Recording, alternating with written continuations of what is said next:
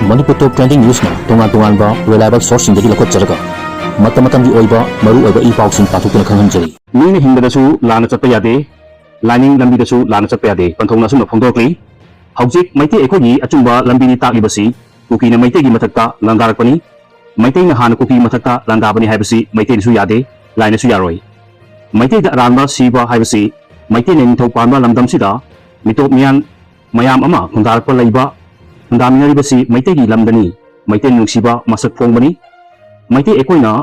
waram liklam khangdana mitop mian gi lainingda pangyaw yawsinbasi puksial chawbanate puksial pikpani mina hingbadasu lan chatpa yade lining lambidasu lan chatpa yade haina nongpok jingu thong Meitei laikol halo sipilok siloi langmai ching Imphal nongpok ta laiba lai oiba panthongna suna phongdorkli ngasi su hairi Meitei ningogi machani Maharaja dugi matamduda purakibani ningthongna yumnak sagai salai pibani haiba puwari singsinani Meitei khakta lermi haibagi khudam changdamni yumnak piraga lehenba lam piraga lehali haibasi atopa phurupna nate Meitei ningthongnani pukchel chawi minungsi lei Manipur da leiba yelho phurup sing asina lam piraga phurup atopa sing lehen kibani atopa phurup kangupna lam piraga lehen kibanate leitabagi maramdi masagi maram nate yumbuni haiba nate takpani iba ngamli duna lamdugi mapuni Meitei ningthongna Meitei lepaki mapuni haibasi yelho phurup aikhoina khangminaba yai chingi wahaida chamna nganglabasu lairiki wahaidadi achumba wahai amakhakna sinba yai Meitei na yumbuni lamni haiba takpani Meitei lepakta Meitei gi minglen Bengali gi maming kaure Bengali gi lining chale nongda lairel pakhangbana kanglei phambal tonglagasu Meitei na Meitei gi lining di chatpa nate sidaba mapugi mingkhai sonba yai fare sonde tahi kumba lai ningakpa aina khanjabadagi Meitei ekoi hingba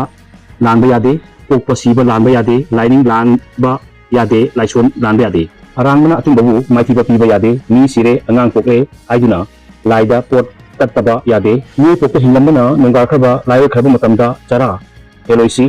atopa lining gina ahauba masa masuna katpa uraga Meitei gi masa masuna katpi daba haibasi lairam lenda asiba thawai singduna kamangani mangbagi hopom khangdana mi amana hairaga Meitei na yum mangbasisu jinsi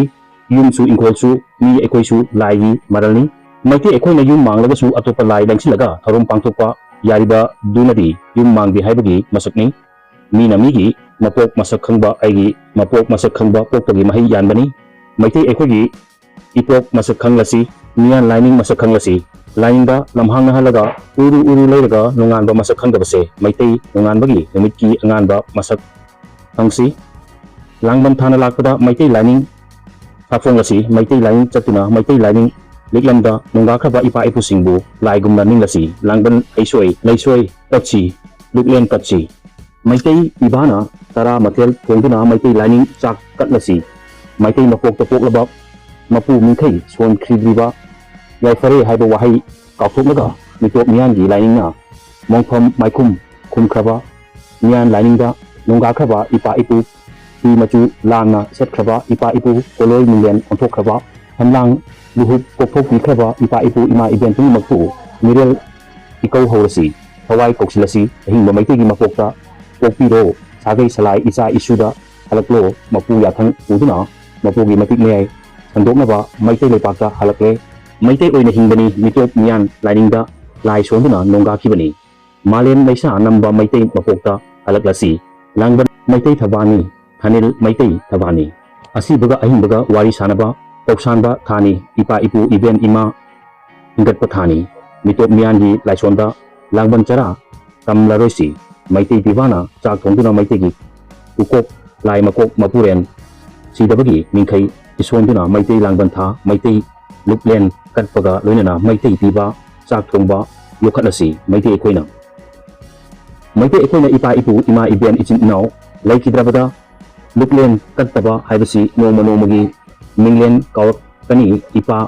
mari ima mari kawkani ningol macha piba macha taru mongorkani lapthok narabadi khanglaroi laisonduda kawhandragadi ningol macha piba macha khangnagani laikidraba singbu ahingba ekoina ningsing bigadabani asibaga ahingbaga kaunaba haibasi mahusani asibana wa nganglak kadaba nate ꯈꯨꯊꯥꯡ ꯑꯀꯛꯇ ꯂꯩꯈꯤꯗꯕꯗꯨ ꯅꯤꯡꯁꯤꯡꯕ ꯍꯥꯏꯕꯁꯤ ꯑꯩꯈꯣꯏꯒꯤ ꯏꯙꯧ ꯑꯣꯏꯈꯤ꯫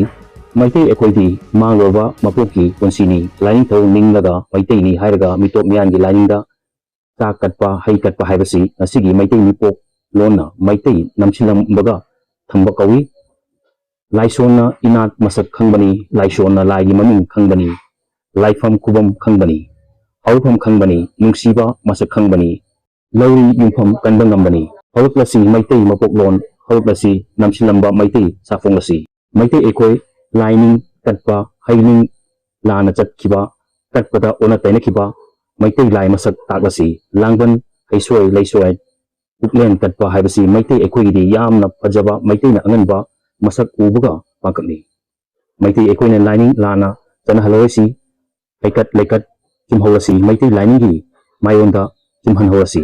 ꯁꯤ ꯄꯥꯎꯗꯝꯕꯗ ꯁꯣꯏꯈꯤ ꯂꯥꯟꯈꯤꯕ ꯌꯥꯎꯔꯕꯁꯨ ꯉꯥꯛꯄꯤꯒꯅꯤ꯫ Channel ꯑꯁꯤꯕꯨ ꯅꯨꯡꯁꯤꯕꯤꯗꯨꯅ ꯁꯤꯌꯔ ꯑꯃꯗꯤ subscribe ꯇꯧꯕꯤꯕꯒꯤꯗꯃꯛ ꯍꯥꯏꯅꯤꯡꯉꯥꯏ ꯂꯩꯇꯅ ꯊꯥꯒꯠꯄ ꯐꯣꯡꯗꯣꯛꯆꯔꯤ꯫ ꯑꯃꯗꯤ ꯃꯈꯥ ꯇꯥꯅ ꯃꯌꯥꯝꯒꯤ ꯁꯦꯕꯥ ꯇꯧꯕ ꯉꯝꯕ ꯑꯣꯏꯖꯒꯦ꯫